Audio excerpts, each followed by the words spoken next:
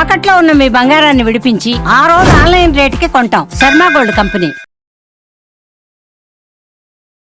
నమస్తే అమ్మా. నమస్తే అమ్మా. అమ్మా, లలిత సహస్రనామాలు తప్పు లేకుండా చదవాలంటే ఎలా? రెగ్యులర్గా చదివే వాళ్ళకంటే స్పష్టత, క్లారిటీ ఉంటుంది, కానీ అప్పుడప్పుడే మొదలు పెట్టే వాళ్ళకి కూడా ఉండదంటారు మీరు. అసలు అన్ని తప్పులే చదువుతున్నారంటారు. ఎలా? ఎక్కువ మంది చదవాలా? ఎక్కువ మంది తప్పులే చదువుతున్నారు. ఎక్కువ మంది తప్పులే చదువుతున్నారు. మరి ఎలాగమ్మా తప్పులే? కొత్తగా మొదలుపెట్టిన వాళ్ళే సరిగ్గా నేర్చుకునే అవకాశం ఉంది. అంతే అంటారా? ముందరి నుంచి చదువుతున్న వాళ్ళు 100 సార్లు వాళ్ళని సరిచేసిన అవే తప్పులు చదువుతూ ఉంటారు. ఇలా తప్పులు చదవడానికి కారణం నేను చాలాసార్లు చెప్పాను. ఇంగ్లీషులో టైప్ చేసేటటువంటి తెలుగు టైపులు వచ్చిన తర్వాత డా రాయాలంటే డి టైప్ చేస్తారు. డి టైప్ చేస్తే అది డాకి దాకి రెండిటికి. క్లారిటీ కోసం డిహెచ్ కొడతారు. డిహెచ్ కొట్టేటప్పటికి దానా ధానా అని చేత ధా వచ్చేస్తుంది. అక్కర్లేని చోట్లంతా ధా వస్తుంది. తర్వాత అక్షరాలు ఎక్కడ విడదీయాలో ఎక్కడ కలపాలో తెలియదు. రాముని తోక పివరుండిట్లని ఏలాగా ఉంటాయి, అర్థాలు తప్పిపోతాయి. పైగా మీరు లలిత సహస్రం అన్నారు కదా, కాదు, లలితా రహస్యనామ సాహస్రం. లలితా దీర్ఘం ఉంది, రహస్యనామ సాహస్రం. అన్ని సహస్రనామాలు అయితే ఒక్క లలిత మాత్రమే రహస్యనామ సహస్రం. రహస్యంగా ఉంటుంది. రహస్యంగా ఉంటుందంటే బీరువాలో దాస్తారని కాదు అర్థం. అందులో అర్థం ఓ పట్టాన ఎవరికి అర్థం కాదు. జాగ్రత్తగా గమనించుకోండి. మీరు అజాగ్రత్తగా కనుక చదివినట్టయితే పొరపాటు అర్థం వస్తుంది. అది చాలా శక్తివంతమైంది.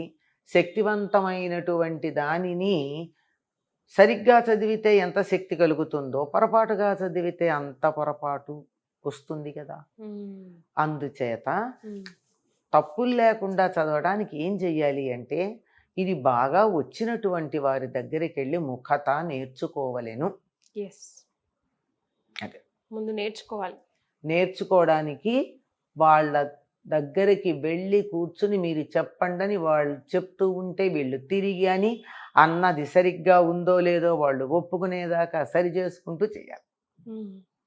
చాలామందికి జ్ఞాపనకడం రాదు. శ్రీమాత శ్రీ మహారాజ్ఞి అనలేక శ్రీ మహారాజ్ఞి అంటారు. రాజ్ఞి అంటే రాజ్ఞి రాజ్ఞి అని పిలిచినట్టే ఉంటుంది. అగ్నిని పిలుచుకుంటే ఏమవుతాయి మన కాపురాలు? మరి చిన్నవే కానీ ఎంత పొరపాటు కదమ్మా. కదా, మరి జాగ్రత్తగా ఉండాలి. ఉచ్చారణలో స్పష్టత లేకపోతే ఎటువంటి ప్రమాదం వస్తుందని ఒక ఉదాహరణ చెప్తా. చాలామంది సుపుత్రాప్రాప్తి రస్తు అని దీవిస్తూ ఉంటారు. ఎంత తప్పమ్మా అది. సుపుత్ర ప్రాప్తిరస్తు అనాలి. సుపుత్ర ప్రాప్తిరస్తు అంటే అర్థం ఏంటి? సుపుత్ర అప్రాప్తిరస్తు. అక్కడ దీర్ఘం పెడితే అర్థం పోయిందా? పోయింది కదా. మరి ఇప్పుడు ఏమైంది? వాళ్ళ అదృష్టవంతులై వాళ్ళకి నిజంగా దేవుడు అనుగ్రహిస్తే సుపుత్రుడు పుట్టక పుత్రిక పుడుతుంది. అదృష్టం. పుత్రుడే పుట్టాడు అనుకో, వాడు సుపుత్రుడు కాడు, కుపుత్రుడు అవుతాడు. అంత పవర్ ఉంటుంది. మాట పవర్ ఉందనే కదా ఆశీర్వచనం తీసుకుంటున్నా. నీకు ఆశీర్వదిస్తే దానివల్ల ఫలితం ఉంటుంది అని నమ్మకం ఉంటే ఆశీర్వదించమంటున్నామా, లేకపోతే అంటున్నామా? అవునమ్మా, ఉంది కదా. ఉంది. వాళ్ళ మాట జరుగుతుంది అని నమ్మకం కదా. వాళ్ళు చెడ్డ మాట మాట్లాడితే చెడే జరుగుతుంది, మంచి మాట మాట్లాడితే మంచి జరుగుతుంది. అంతేగా, ఏదైనా నమ్మకంతోనేగా. నమ్మకమే కాదు, అక్షరాలకు అంత శక్తి ఉంది. నమ్మకం అయితే సరిపోలేదమ్మా, అక్షరాలకు శక్తి ఉంది కదా. నేను మీతో రా అని పిలిచానమ్మా, వస్తారు. రా అన్నా, ఎలా ఉంది? అంటే కోపంతో పిలిచినట్టుగా ఉంది కదమ్మా. అర్థం తేడా ఉందా? అర్థంలో తేడా లేదు. రామ్మ అంటే కమ్మనే అర్థం. కానీ రా అన్నదానికి రా అన్నదానికి రా అన్నదానికి భావనలో తేడా ఉంది. భావన మాత్ర సంతుష్టాయై నమో నమః అనుంది అమ్మవారి నామం. భావనతో సంతృప్తి చెందే అమ్మవారి దగ్గర ఇలా రా అంటావా, ఆలోచించుకో. ఒక్క ఉచ్చారణలో స్పెల్లింగ్ మిస్టేక్ లేదు, ధ్వని మిస్టేక్ లేదు, ఓన్లీ ఇంటోనేషన్ అంటారు ఆంగ్లంలో, కాకువు అంటారు తెలుగులో. ఉచ్చారణ చేసేటప్పుడు మన మనోభావం ఆ అక్షరం మీద ఒత్తి పలుకుతుంది, ఒత్తి పలకడం అంటారు. దానివల్ల ఇంత తేడా వచ్చినప్పుడు అమ్మవారి అనుగ్రహం కోసం మనం ప్రార్థిస్తూ ఆవిడ్ని మనని అనుగ్రహించమని కోరాలా, ఆగ్రహించమని కోరాలా? అనుగ్రహించమనే కోరాలి కదమ్మా. మరి మనం అడిగేది ఆగ్రహించమని కదా కొన్ని నామాలు. నిజానికి ఆవిడ చాలా మంచిది గనక మనం తిట్టే తిట్లకి పెద్దగా కోపం తెచ్చుకోకుండా సత్ఫలితాలు ఇవ్వట్లేదు, అలాగే దుష్ఫలితాలు కూడా ఇవ్వట్లేదు. మేము ఇన్నిసార్లు పారాయణ చేశామండి. అమ్మో, నేను రోజుకి 10 సార్లు లలిత పారాయణ చేస్తానండి. మీతో కూర్చుంటే 30 నిమిషాలు పడుతోందండి ఒకసారి చదవడం. నేను 30 నిమిషాల్లో 3 సార్లు చదువుతానండి, కబా చదువుతానండి, అయినా నాకు ఫలితం ఉండట్లేదండి అంటారు. ఎట్లా ఉంటుందమ్మా? నేను ఇందాక చెప్పినట్టు ఒకదానికొకటి అడుగుతూ ఉంటే ఎందుకు వస్తుంది ఫలితం? అసలు మనం ఫలితం అడగాలి, మనం ఫలితం అడుగుతున్నాం. పాపం ఆవిడ ఫలితం ఇద్దామని కూర్చుంది, మనం అడిగింది ఫలితం అయింది. ఏది ఇవ్వాలో తెలియక ఆవిడ కన్ఫ్యూజ్ అయింది. అంచేత దుష్ఫలితము లేదు, సత్ఫలితము లేదు. కరెక్ట్. ఎప్పుడు చదవాలమ్మా? చదవటం నేర్చుకోవడం మొదలు పెట్టాము, నేర్చుకున్నాము. ఏ టైము, లైక్ ఎలా చదివితే మంచిది? ఏ టైం అంటే ఉదయం మంచిదం, ఎప్పుడైనా సరే దేనికైనా వీలైనంత వరకు భోజనానికి ముందు చదవడం ప్రధానమమ్మా. ఏదైనా సరే ఆఖరికి మనం చదువుకునే పరీక్షలకు చదువుకునే చదువైనా భోజనానికి ముందు చదివితే గుర్తుంటుంది అని సైంటిస్టులు పరిశోధన చేసి చెప్పిన మాట. కనుక దీని ఫలితం కూడా మనకి ఎక్కువ ఉండాలి అంటే ఉదయం భోజనానికి ముందు, కుదరలేదు సాయంత్రం చక్కగా స్నానం చేసి కానీ లేకపోతే కాళ్ళు చేతులు కడుక్కుని కానీ శుచిగా కూర్చుని ఒక చోట కూర్చుని చదవాలి. నేను చాలామందికి చేసే విన్నపం ఏమిటంటే సోఫాల్లో కూర్చుని అలా చదువుతూ ఉంటారు. వద్దు, దేవుడి గదిలోనే కూర్చోవాలి, దేవుడి దగ్గర కూర్చుని చదివితే మంచిది. లేదు, పని చేసుకుంటూ చదవండి. పని చేసుకుంటే సోఫాలో కూర్చోరుగా. సాధారణంగా పని అంటే ఇది చదువుకునేటప్పుడు వంటింట్లోనో దేవుడి దగ్గర సర్దుకుంటూనో వంట చేసుకుంటూనో శుచిగా ఉండే చేస్తారు. అలాగే చెయ్యండి. సోఫాల్లో వద్దని ఎందుకు చెప్తానంటే రకరకాల పరిస్థితుల్లో ఉన్న వాళ్ళు వచ్చి ఆ సోఫాలో కూర్చుని ఉంటారు.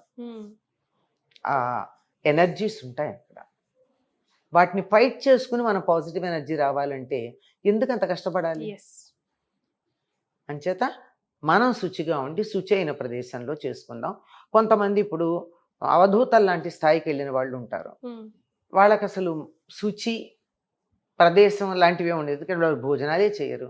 వారు స్నానం చేయకపోతే కూడా వాళ్ళ దగ్గర మంచి పరిమళం వస్తూ ఉంటుంది, ఈ మల్లెపూల వాసన వస్తూ ఉంటుంది. అటువంటి స్థాయికి వెళ్ళిన వాళ్ళకి పరిమితులు ఇలాంటి లెక్కలు లేవు, కానీ మనకి ఇంకా అన్నీ ఉన్నాయి కదా. అంచేత మనం కొంచెం జాగ్రత్తగానే చదువుకోవాలి. మరి రహస్యనామం అన్నారు కదా, చాలా ప్రత్యేకతని, చాలా పెద్ద పీటను వేశారు కదా, మరి ఎలాంటి ఫలితం వస్తుందంటారు? రహస్యము అంటే ఇక్కడ దాచిపెట్టారని కాదు, కానీ మీకు అర్థం కాదు అని అర్థం. ప్రతి నామానికి నిఘంటు ప్రకారం ఉండే అర్థం ఒకటి ఉంది. అయిన తర్వాత వ్యక్తి తాను ఉన్నత స్థాయికి వెళ్ళడానికి ఏం చెయ్యాలి అనేటటువంటి ఒక డైరెక్షన్ ఉంది అందులో, ప్రతి నామంలోనూ ఉంటుంది.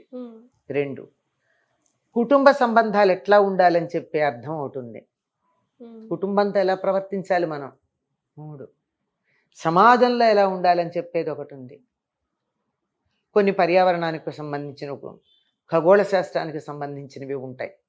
ఇవి కాక ప్రత్యేకమైనటువంటి సైన్స్కి సంబంధించిన నామాలు కొన్ని వరుసగా ఉన్నాయి ఇందులో. ఆ నామాల క్రమం గనక తీసుకున్నట్టయితే మనకి ఒక ఈనాటి మోడర్న్ సైన్స్ తాలూకు రూట్స్ మనకి అక్కడ కనపడతాయి. ఉదాహరణకి వజ్రేశ్వరి వామదేవి అనే నామం దగ్గర నుంచి సర్వౌదన ప్రీత చిత్తాయాకిన్యంబ స్వరూపిణి అని చెప్పే నామం దాకా ఉన్నవి పైకేమో చక్రాల గురించి చెప్పినట్టు ఉంటుంది. లోపల అర్థం ఏమిటి అంటే జాగ్రత్తగా గమనిస్తే మొదటి నెల గర్భస్థ శిశువు ఎలా ఉంటుంది, ఎలా ఎదుగుతుంది, దాని లక్షణాలు ఏమిటి, ఏ అవయవాలు ఏర్పడతాయి, అప్పుడు ఏ రకమైనటువంటి ధ్వనులు చేస్తే బిడ్డకి బాగుంటుంది, ఎటువంటి ఆహారం తీసుకుంటే తల్లికి మంచిది, అట్లా 6 నెలల వరకు బిడ్డ ఎదుగుదల, తల్లి తీసుకోవాల్సిన జాగ్రత్తలు, తినవలసిన ఆహారాలు, బిడ్డ ఎదుగుదలలో ఏ ఏ అవయవాలు ఎప్పుడు ఎలా ఏర్పడ్డాయి, ఈ వివరాలన్నీ ఉంటాయి. అది ప్రత్యేకమైన సైన్స్. అలాగే విద్యుత్ శక్తి గురించి సంబంధించినవి కొన్ని ఉన్నాయి, అయస్కాంత శక్తికి సంబంధించినవి కొన్ని ఉన్నాయి, ఖగోళ శాస్త్రానికి సంబంధించినవి కొన్ని ఉన్నాయి. ఇట్లా అనేక రకాలైనటువంటి శాస్త్రాలకు సంబంధించిన విశేషాల నామాలు ఉన్నాయి. ఇవన్నీ అందులో ఉన్నటువంటి రహస్యార్థాలు అని చెప్పారు. అందుకని జాగ్రత్తగా చదవాలి. ఎక్కడన్నా విడదీయటంలో కానీ, కలపడంలో కానీ, ఉచ్చారణలో కానీ తేడా వస్తే పొరపాటు అర్థం వస్తుంది. మనం ఈమెయిల్ పంపుతాం, స్పెల్లింగ్లో తేడా వస్తే నీకు పంపిన ఈమెయిల్ నీకు అందుతుందా అమ్మా? పోనీ స్పెల్లింగ్ బాగానే రాశాను, డాటో, హ్యాషో, ఎక్స్క్లమేషను, కామానో మిస్ చేశాను, నీకు వస్తుందా నా ఈమెయిల్? ఇక్కడి నుంచి ఇక్కడికే రాదే, ఇక్కడి నుంచి అక్కడెక్కడికో నేను పంపుతున్నది ఎట్లా పెడుతుందమ్మా? వెళ్ళాలి కదా. నా విన్నపం, నా అభ్యర్థన వెళ్ళాలా? వెళ్ళాలి అంటే నే కరెక్ట్ ఈమెయిల్ ఇవ్వాలి కదా. ఈమెయిల్ ఎలా ఉంది? ఇక్కడ అక్షరాల్లో ఉంది. మనం సిరి లాంటివి ఉన్నాయే, అలెక్సా లాంటివి, అవి వాయిస్తో ఉన్నాయి కదా. మీ అలెక్సా, నేను అలెక్సా అని పిలిస్తే పలకదు కదా. మీ గొంతునే గుర్తుపడుతుంది, నా గొంతునే ఎందుకు గుర్తుపట్టదు? ఎవరు నేర్పారు దానికి? There is a science behind it. అటువంటి సైన్స్తో కూడుకుని స్తోత్రాలు మనకి తయారు చేసి మనం అడిగినటువంటి రిక్వెస్ట్ ఎక్కడికి వెళ్ళాలి అన్నది అందులో పెట్టారు. జాగ్రత్తగా సేమ్ మెయిల్ ఐడికి వెళ్ళేట్టు మనం చెప్పగలగాలి అంటే తప్పనిసరిగా సరిగ్గా ఉచ్చారణ చేయాలి. దీనికోసం నేను ప్రస్తుతం ఏమో నాకు తెలియదు కానీ 28 days ఇద్దరు విద్యార్థుల్ని కూర్చోబెట్టుకుని ప్రతి అక్షరం ఎట్లా ఉచ్చరించాలి, జ్ఞా ఎట్లా ఉచ్చరించాలి, స ష స ఎలా ఉచ్చరించాలి, చితిస్తత్పద లక్ష్యార్థ అన్న చోట దాన్ని ఏ రకంగా నేర్చుకుంటే ఒక్క సిలబుల్ కూడా మిస్ అవ్వకుండా అంటారు. ఎంతమంది అనగలరమ్మా? చితిస్తత్పద లక్ష్యార్థ. దీన్ని పర్ఫెక్ట్గా ఎలా అనాలి? వక్త్ర లక్ష్మీ పరివాహ. చాలా మంది వక్త్ర అనరు, వక్ర అనేసి వెళ్ళిపోతూ ఉంటారు, తా వినపడదు. వక్త్ర. ఇప్పుడు వక్ఫ్ బోర్డ్ అని ఎంతమంది సరిగ్గా అనగలరు కదా. అలా అందులో ఒక స్పీడ్ తో, ఒక రిథమ్ తో వెళ్తూ ఉంటే అదే.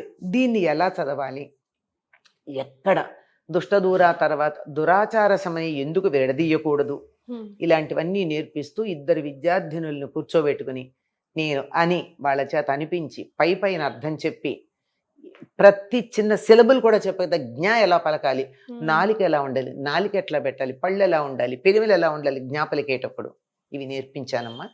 ఇవి యూట్యూబ్లో ఉన్నాయి. 28 days పట్టింది. అంటే డీటెయిల్డ్ మీనింగ్ చెప్పలా. నేను చెప్పాను కదా, 5 మినిమం 5 మ్యాక్సిమం 6 స్థాయిల అర్థాలు ఉంటాయి ఒక్కొక్క నామానికి. అవేమీ చెప్పాల. ఊరికే పైన ఇది ఇలా అంటే అర్థం ఏమిటి, ఇలా విడదీసి మీరు పొరపాటుని ఇట్లా అన్నారనుకో దాని అర్థం ఎట్లా మారిపోతుంది. భవద వసుధ వృష్టి అని చదువుతారు. భవద సంసారం ఇచ్చేది, వసుధ బంగారం ఇచ్చేది, వృష్టి వర్షం కురిసేది. అమ్మో ఎన్ని జన్మలు, మళ్ళీ జన్మలు అడుగుతున్నాం మనం. కాదు, భవదావ సుధా వృష్టి అని చదవాలి. దాన్ని విడిగా చదివితే అర్థం మారిపోయింది కదా. అందుకని ఎక్కడ విడదీయాలి, ఎక్కడ ఇలా అంత ప్రతి చిన్నది కూడా నేర్పించానమ్మా. 28 days పట్టింది. దట్ యూట్యూబ్ లైవ్లో ఉంది. నేర్చుకోదలుచుకున్న వాళ్ళకి ఇది ఒక బంపర్ ఆఫర్ అనే చెప్తానమ్మా. నా పేరునే ఉంటుంది, doctor Ananthalakshmi, YouTube live. Thank you so much అమ్మా. నమస్తే.